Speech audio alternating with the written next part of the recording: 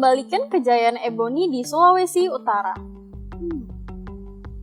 Halo sahabat Kawanua, bertemu lagi di PSBB atau Perbincangan Santai Bedah Buku dengan saya Apip, dan kali ini kita akan membahas mengenai salah satu buku dari BP2 LHK Manado yang berjudul Mengembalikan Kejayaan Eboni di Sulawesi Utara bersama dengan penulis utamanya yaitu Kak Julianus Kinho atau yang akrab disapa dengan Kak Jack. Hai Kak Jack. Halo Apip, halo Sobat Kawanua. Kak Jack, aku lihat judulnya kok menarik banget ya nih, Mengembalikan Kejayaan Eboni di Sulawesi Utara. Memang eboni itu pernah berjaya seperti apa sih Kak di Sulawesi Utara? Jadi gini Pip, Sobat Kawanua sekalian, eboni itu memang pernah berjaya di Sulawesi Utara. Karena dari hasil penelusuran kita, penelusuran fakta-fakta sejarah, penelusuran literatur sejarah, bahwa di Sulawesi Utara ini pernah dilakukan eksploitasi atau pemanenan secara besar-besaran, khususnya dari daerah Onggak Dumoga di Kabupaten Bola Mongondo di Sulawesi Utara. Dan itu berlangsung cukup lama, dan kayu eboni yang dipanen dari Kabupaten Bola Mongondo itu dibawa ke Pelabuhan Makassar, kemudian dari Pelabuhan Makassar nanti selanjutnya dikirim ke luar negeri. Gitu. Oh, berarti sampai dikirim ke luar negeri juga ya Kak Jack? Iya Pip, jadi dikirim ke luar negeri itu negara tujuannya adalah ke Jepang dan ke Eropa. Di Eropa itu di Jerman, di Prancis, di Belanda. Terus selain ke Eropa dikirim juga ke Amerika. Ke Amerika? Iya. Wow, ternyata banyak juga ya. Iya. Kayaknya emang eboni ini spesial ya Kak Jack. Mungkin boleh ceritakan lebih jauh, sebenarnya apa sih eboni ini spesialnya itu di mana sih Kak? Jadi gini Pip, Sobat Kawanua sekalian, kelebihan dari kayu eboni ini adalah kayu eboni ini banyak digunakan untuk barang-barang mewah atau luxury good. Wow, keren Iya. juga ya. Jadi di Jepang itu kayu eboni ini selain untuk barang mewah, dia juga sebagai penanda status sosial. Jadi kenapa sebagai penanda status sosial? Karena di Jepang itu kayu eboni banyak digunakan untuk membuat butsudan. Nah, butsudan itu adalah tempat menyimpan abu jenazah orang yang sudah meninggal. Oh gitu. Jadi setiap orang Jepang itu mereka akan berusaha untuk menyimpan abu jenazah dari orang tua mereka itu di butsudan yang mahal atau butsudan yang memiliki kualitas kayu yang bagus. Sehingga semakin bagus butsudan yang digunakan, semakin mahal harganya, dan semakin mahal harganya berarti kan itu hanya orang-orang yang berduit saja. Kalau orang Manado bilang cuma orang-orang banyak doin. Begitu dah. Gitu ya. Iya. Nah, Kak Jack kan tadi sempat disinggung ya, kalau ternyata tuh eboni bahkan udah diekspor sampai ke Asia, ada ke Jepang, terus ada juga ke Eropa. Iya. Nah, antara yang ke Asia sama ke Eropa ini sebenarnya sama aja nggak sih Kak eboni yang dikirim? Jadi yang ke Asia, khususnya ke Jepang, itu mereka di Jepang itu lebih menyukai eboni yang bergaris, yang garisnya itu lebih sempit. Jadi antara garis yang pertama dengan garis yang kedua itu lebih kurang dari 3 mm. Oh. Sementara kalau yang dikirim ke Eropa, Jerman, Prancis, Belanda, itu yang garisnya lebih dari 3 mm. Karena di Eropa mereka lebih suka yang garisnya agak lebar, jadi stripnya tuh agak kelihatan gitu. Oh, seperti gitu, itu. Pip. Ternyata berbeda ya antara yang Berbeda. dikirim ke Eropa dan Iya. Asia itu. Jadi itu juga tergantung dari jenisnya. Tergantung dari jenisnya, karena eboni ini kan dia itu banyak nih Pip ya. Dia dari Diospyros. Eboni itu dari Diospyros. Nah, Diospyros itu di Indonesia itu ada sekitar 100. 100 jenis? Iya, 100 jenis. Tapi dari 100 itu yang termasuk kayu eboni itu hanya 7. 7. Hanya 7. Oh. Dan dari 7 itu yang paling disukai atau paling digemari di perdagangan internasional itu hanya 2, yaitu Diospyros celebica sama Diospyros rumpi. Ini yang di pasaran internasional itu disebut dengan Gestrep Eben sama Makassar Eben. Kenapa disebut Makassar Eben? Karena kayu yang dikirim dari Indonesia, khususnya dari Pelabuhan Makassar ke Eropa, itu kan ditahu bahwa kayu ini dari Makassar, dari Pelabuhan Makassar, sehingga disebut kayu eboni Makassar lah. Oh, eboni Makassar Karena ya.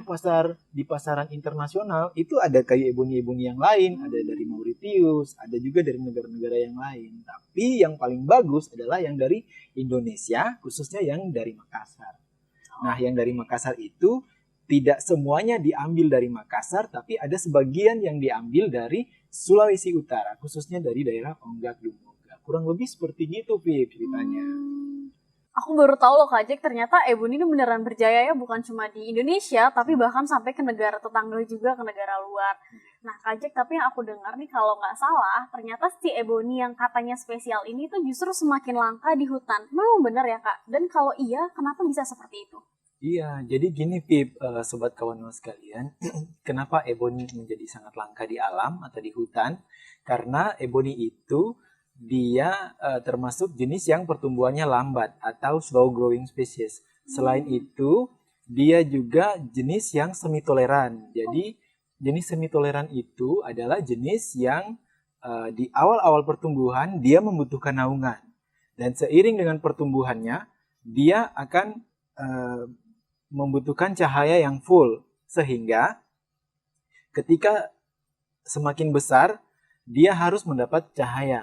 Nah, jadi kalau kita ke hutan, kita ke alam, kita akan melihat di bawah tegakan induk eboni itu banyak sekali anakan eboni di bawahnya.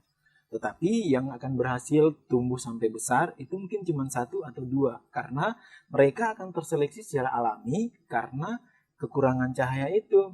Kalau dia mendapat cahaya, pasti dia akan bertahan hidup sampai besar. Kira-kira begitu.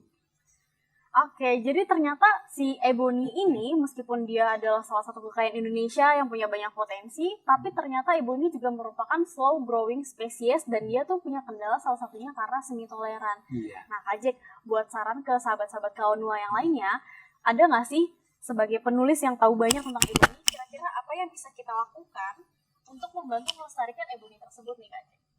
Jadi untuk melestarikan eboni yang pasti kita harus ikut berpartisipasi baik secara langsung maupun tidak langsung. Yang secara tidak langsung itu kita jangan ikut merambah hutan atau kita jangan sebagai konsumen atau pembeli. Misalnya kalau ada orang yang mencuri atau menebang eboni secara ilegal dari hutan kemudian dijual, jangan sampai kita membeli. Itu kan berarti kita ikut mendukung kan.